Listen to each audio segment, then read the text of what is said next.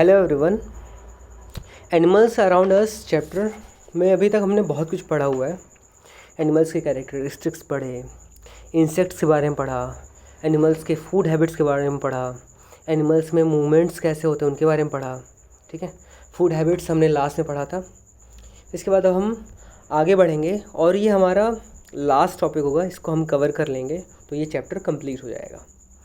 इसके बाद हमारा काम क्या है कि इसके बाद एक्सरसाइजेस आपको जो मिलेंगे वो एक्सरसाइज कंप्लीट करना है। तो मतलब आज का जो लेक्चर है इसमें आपको वो मीनिंग्स वगैरह वर्ड्स ढूंढने हैं और उसकी मीनिंग्स तो लिखनी है और साथ में जो एक्सरसाइज दिया जाएगा वो एक्सरसाइज भी आपको कंप्लीट करना है। ठीक है, तो स्टार्ट करते हैं कि A house protects people from heat, cold, storm, thieves, rain and wild animals.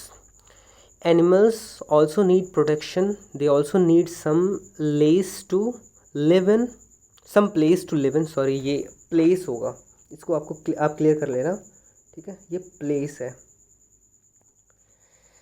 तो place to live in. They live in shelters which may be man-made or natural. ठीक है, तो एक हाउस की ज़रूरत क्यों पड़ती है हमें? एक हाउस की ज़रूरत इसलिए पड़ती है क्योंकि हाउस जो है ये हमें हीट गर्मी से बचाता है, बहुत ज़्यादा गर्मी से बचाता है, बहुत ज़्यादा कोल्ड से बचाता है, बहुत ज़्यादा सर्द से बचाता है, बहुत ज़्यादा स्टॉर्म है, स्टॉर्म मतलब तूफ़ान वगैरह, तूफ़ान से भी हमें बचाता है, चोरों से हमें बचाता है, बारिश से बचाता है और वाइल्ड एनिमल्स जो जंगली जानवर होते हैं उससे बचाता है। ठीक है, तो अगर किसी ने पूछा आपसे कि why do we need home या फिर हाउसेस, तो आप बोल सकते हो अ हाउस और a home protects people from heat, cold, storm, thieves, rain and wild animals. That's why we need homes और हाउसेस। क्लियर है? इसके बाद आगे कह रहा है कि animals also need protection, they also need some place to live in, they live in shelters which may be man made और नेचुरल। अब एनिमल्स जो होते हैं, कई तरह के एनिमल्स होते हैं। कुछ एनिमल्स जो होते हैं वो अपना शेल्टर खुद से बनाते हैं। शेल्टर मतलब होता है आवास, एक तरीके से जहाँ पे पनाह मिलती हो किसी को। ठीक है, तो शेल्टर जो होता है, शेल्टर कुछ ऐसे होते हैं जो इंसानों का बनाया हुआ हो या नेचर ने खुद से बना दिया हो, तो उस शेल्टर में जाके रह रहे हैं ये कुछ जानवर। और कुछ ऐसे भी जानवर हैं जो अपना घर खुद से बनाते हैं। ठीक है, तो अब इसी के बारे में हम ये लास्ट टॉपिक में डिस्कस करने वाले हैं। अब जैसे ये है a lion and a tiger, कहाँ पे रहते हैं? डेन में रहते हैं, DEN। डेन मतलब गुफा बोल सकते हैं या फिर हिंदी में बोला जाए तो मांद। ठीक है, तो लायन एंड टाइगर कहाँ पे रहते हैं? They live in den. Okay, आगे हम बढ़ेंगे तो रैबिट्स लिव इन अ बरो एक तरीके का होल है। ठीक है, होल में रैबिट्स रहते हैं।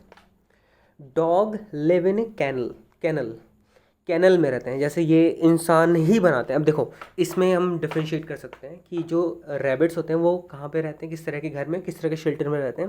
ये जो शेल्टर होता है ये खुद का बनाया हुआ शेल्टर होता है, या फिर ऐसे शेल्टर हो सकते हैं या फिर ऐसा हो सकता है कि कहीं भी इनको कहीं गड्ढा उड्ढा मिला वहाँ पे जाके खुद से रहने लगे।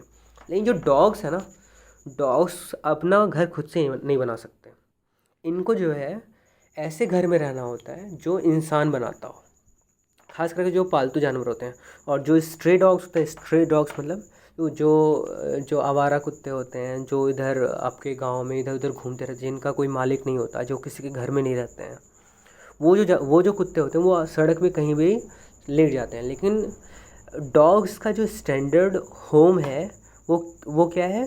जो स्टैंडर्ड जो लिविंग प्लेस है, जो स्टैंडर्ड शेल्टर प्लेस है वो क्या है? कैनल।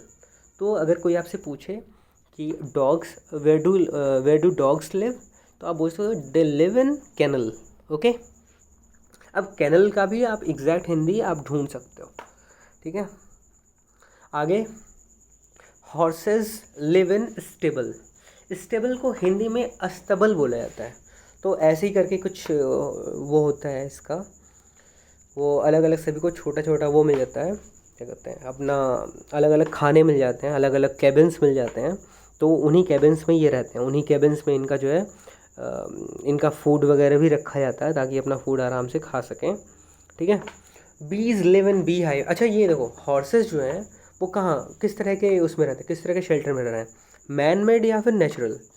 ये मैन मेड शेल्टर्स में रह रहे हैं। इसको ये पूरा का पूरा जो ये शेल्टर है, जो स्टेबल है, ये पूरा का पूरा मैन मेड है। क्लियर है।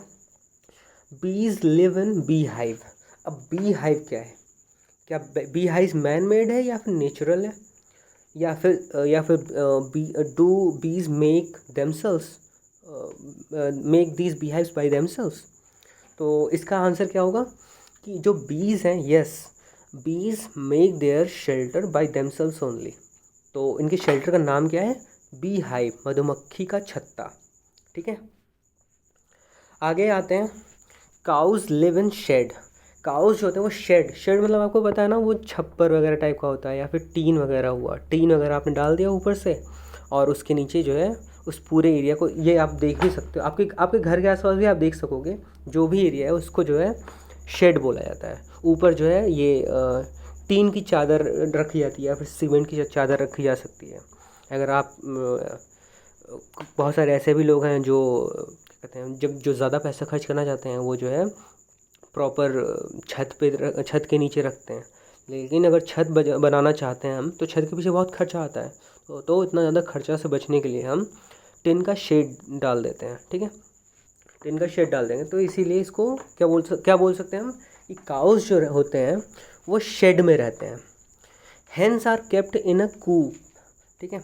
तो हेंस को रखने के लिए क्या होता है कि ये ऐसे कुछ जाली टाइप का कुछ होता है, जाली टाइप का कोई बॉक्स होता है, उन्हीं बॉक्स में इनको रखा जाता है, जो देसी मुर्गियाँ होती हैं खास करके उनको।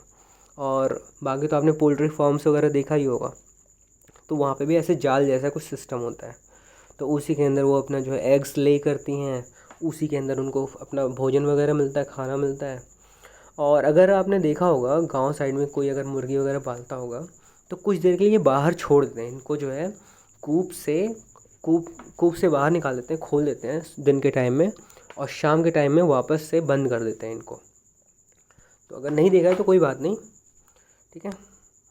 तो कुल मिला के इस चैप्टर में इतना ही था। बाकी अगर कोई सा भी डाउट होता है तो हम पर्सनल लेवल पे क्लियर करने की कोशिश करेंगे, और सभी को ढंग से लिखना है, सारे नोट्स तैयार करने हैं, बहुत ही आराम से हम पढ़ रहे हैं।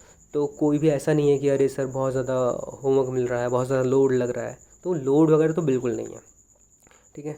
तो आराम से सारा का सारा नोट्स तैयार करने हैं। इस चैप्टर का एक्सरसाइज भी इसके बाद आपको मिल जाएगा, वो भी कंप्लीट करना है, और जो वर्ड्स और वर्ड मीनिंग्स, ठीक है, वो सारा भी लिखना है विद प्रोनाउंसिएशन। क्लियर है?